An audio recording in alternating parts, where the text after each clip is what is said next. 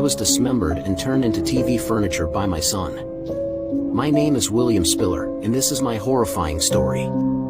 At the time of the incident, I worked as a taxi driver and lived with my 28-year-old son, Nathan Robinson, in an apartment in Bournemouth, England. We often had arguments as my son still lived under my roof without taking care of his own expenses. He owed me a substantial sum of £36,000. On May 16, 2013, we had another intense argument, but this one went beyond imagination. In a fit of madness, Nathan killed me and armed himself with a utility knife and 2 small hacksaws to meticulously dismember my heavily built body. The horror didn't end there. He then stored my body parts in plastic storage boxes, stacking them to create a TV furniture piece. He even placed my head in a desk drawer.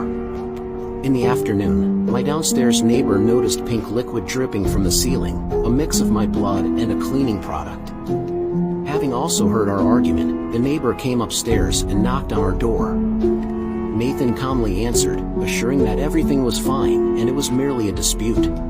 Later, my son stole £8,000 from me and made a to-do list to avoid arousing suspicion about my death. He paid the rent, rented DIY equipment, and responded to my text messages. In a cruel twist of fate, he even received the DVD Say 7 as a gift shortly afterward. Nathan continued to live his life as if nothing had happened, traveling, meeting people, and going out with friends.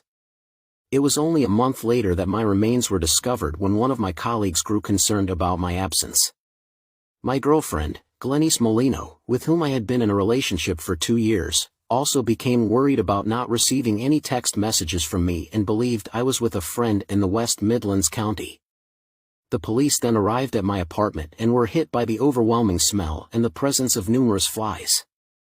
They subsequently went to Nathan's mother's house, where he was staying, in Birmingham.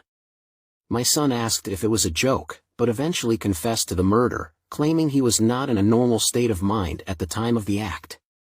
However, experts had conflicting opinions as he displayed a level of consciousness about his actions, particularly in creating an illusion of me being alive. Nathan's trial took place in 2014, and he was sentenced to life imprisonment.